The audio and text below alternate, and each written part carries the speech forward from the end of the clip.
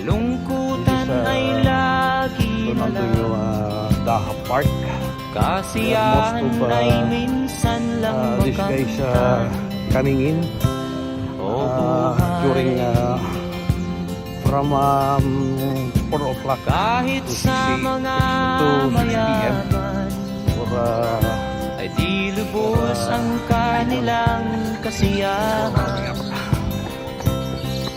Sa buhay ng mahirap ay gayon din, lalo pat kay dami mong mga utang. but O we can buhay, make ourselves